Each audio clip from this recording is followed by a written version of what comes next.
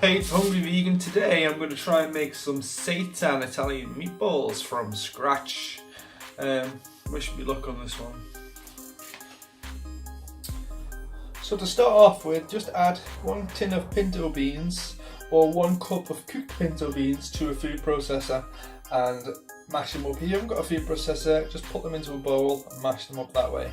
For the mashed beans, I just added a tablespoon of tomato puree. To that, I'm going to add a cup of vegetable stock. All I did was use the vegan marigold bouillon and mixed a tablespoon of that and some water to make half a litre. But I'm only going to use a cup here because I'm not sure how much I'm going to use in the end. So that's a cup full of that going in there, like so.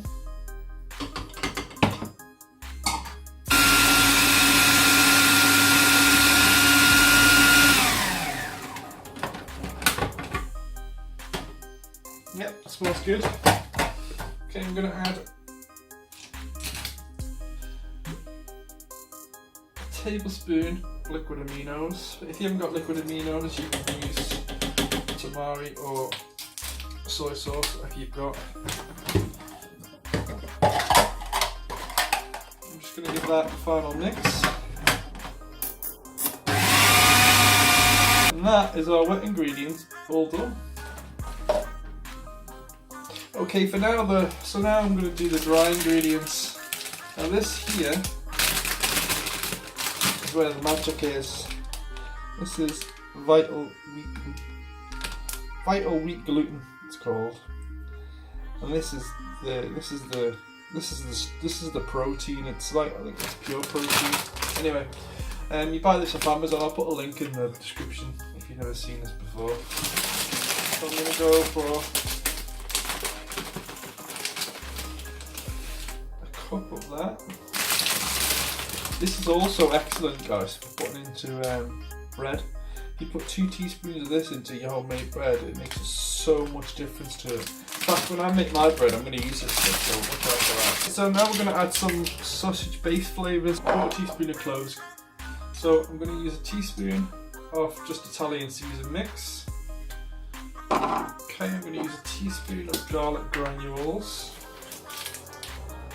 I'm just getting all the, the typical Italian flavours in.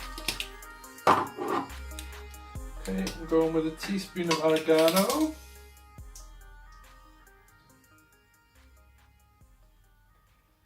There is oregano in the Italian season, but I like my oregano. Okay, I'm going to go for basil. I'm only going to use half the amount of basil though. And I'm going to go for 1/2 teaspoon of chili, just crushed chilies. Now, if you're a little bit adverse to heat, you just leave these out. So I'm going to use 125 ml or 1/2 cup of nooch. This nooch is also good for making it, for letting it down a bit. To let some more. As I say, because if you put that seitan in there, it's just very chewy. But if you put nooch in there and beans and everything on top, it kind of tenderises the meat. It's really good. So that's all the dry ingredients. It's important to mix all that together. Right, so I'm just going to make a well in the middle of that. It's hard to see in the big bloody bowl. All of our mixture in there, like so. Okay, so now you just gently mix everything together. And it should come together like a dough. So, you see me mixing all that wet ingredients into the seitan.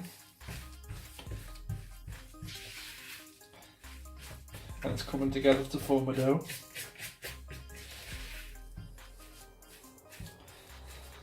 Just going to press it hard because I don't want them too wet, and you know what it's like when you add more moisture to things, you always end up adding too much. So I'm just going to mix it so it all comes together nicely.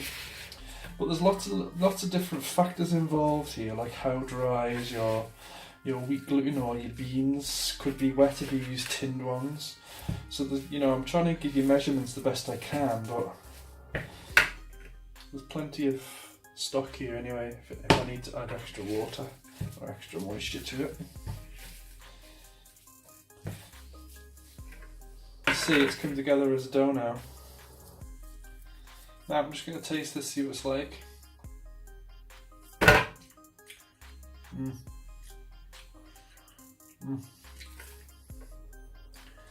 Really good. I think I've got that right first time. I can taste everything, it's all in layers, so I mean, you could probably do with a little bit more salt, but story of my life. I'm not going to put more bloody salt in things, though. Sick of it. Right. So that's it done. I'm just going to knead this together a bit more.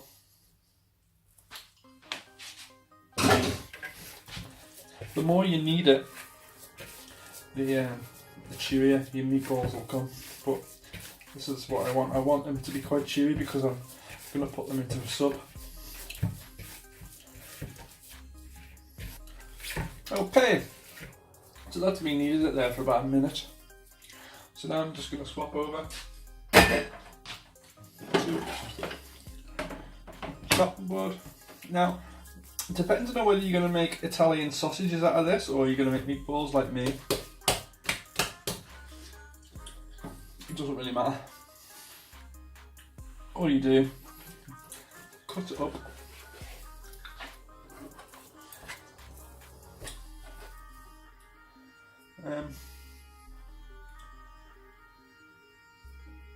I think I'll be able to make 8 big sausages out of this, because what I'm thinking is I'll make sausages and then I'll cut them into meatballs. So I'm just cutting this up. It doesn't have to be perfect, doesn't matter one bit. So I'm just going to cut this up into 8s. Now, I've already got my foil ready to go. All this is tin foil that's been cut into half. Now, if you want to make sausages, just simply make them into your sausage shape and then pop them into your tin foil, fold them over, or roll them up. Don't worry about them sticking to the tin foil, because when they cook they won't.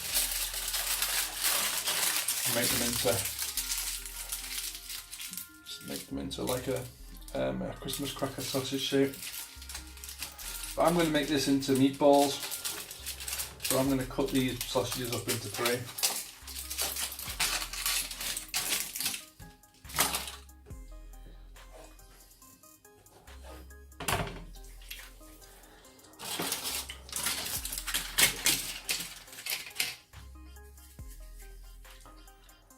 That's my sausages into 3 meatballs there, as you can see.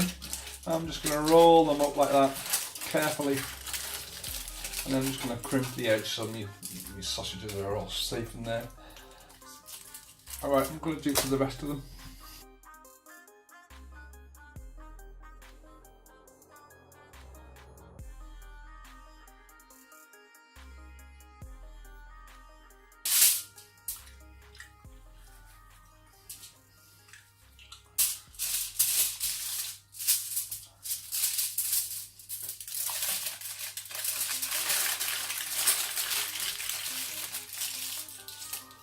Okay, so that's them all done. We've got all our meatballs packed up. So the next stage is to steam them, so I'll be right back. Now, use whatever steamer that you've got available, whether it be a tower steamer or something you stick on top of a pan like that, or just whatever you've got. I'm going to use this Centella steam I bought years ago, and it's absolutely great because it's got all the different segments. So you can put different things in different places, and a great bit of kit. But if you haven't got one of these, just use whatever you've got to hand, whatever you use to steam. And stick them all in there, get another one in there. Not crushing any of them down. Probably fit them all into this compartment actually and save a bit of energy. Yeah, let's do that. Okay, so now I'm going to switch that on for an hour. Okay, so they've been in the steamer for about an hour now. I did let them cool down for a little while as well. And that there, that's what we're left with. They smell good. Right, I'm just going to transfer them into something I can throw them in the freezer. I'll cook some of them though, and I'll tell you what they taste like. So I'm just unwrapping these. I actually forgot that I did a sausage. Look, I left that sausage there. Now just a tip for these. You can use this. You can reuse the tin foil that they come out of. Just leave it somewhere to dry. Because you don't really want to be wasting too much tin foil unless you have to. And I also want to let you know that they freeze brilliantly. So I'm just going to put them into these Tupperware tubs here, so you can just stick them straight into the freezer. So I'm just going to cook some up, so stay tuned. So into the pan, I'm going to pop a little bit of olive oil.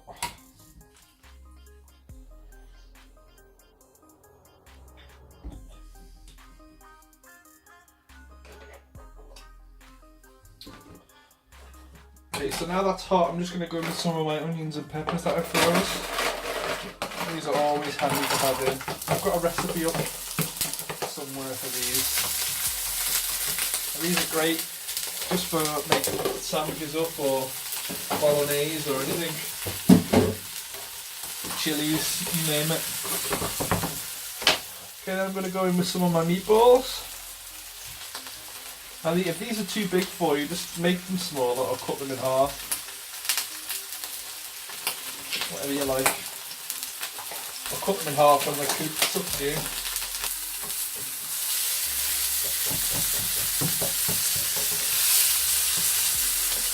So as you can see how golden brown they get.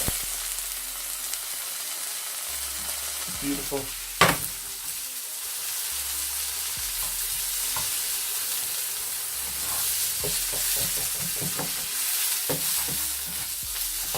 Okay, so I'm just going to turn that down now.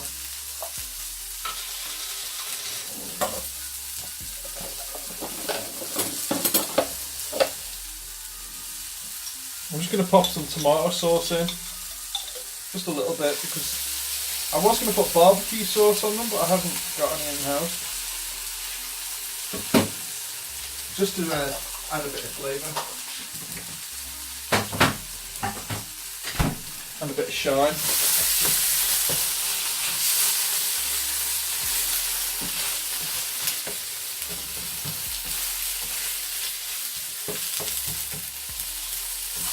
Okay, just going to cook that off for a second while the pan cools down.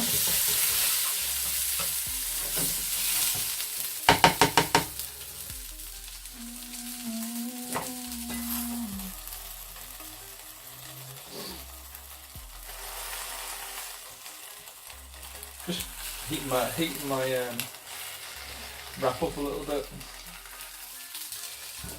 Okay, so straight on like that.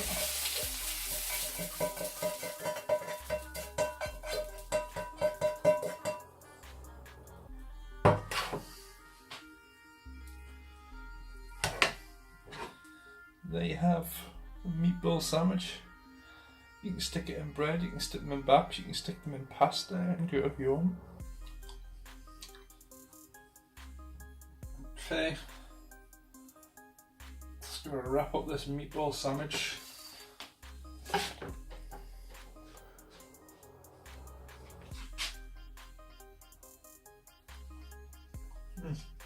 Lovely.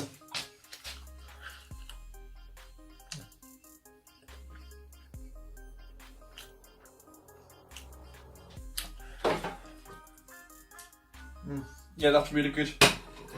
I thoroughly recommend making them. The reason I make them is because I can't find any decent meatballs anywhere, or like replacement vegan meatballs. So that's why I wanted to make them today, because I really want to make some recipes with them in. So if you can't get your hands on any decent meatballs, make them, because they are really, really good. Okay, so make sure you subscribe, give us a like if you like the video, and leave us a comment, tell me what you think. And also leave us a comment if you know any decent meatballs that we might be able to get in the UK, because I've tried the Tesco ones before and they're terrible. Anyway, thanks for tuning in, and till next time, bye bye.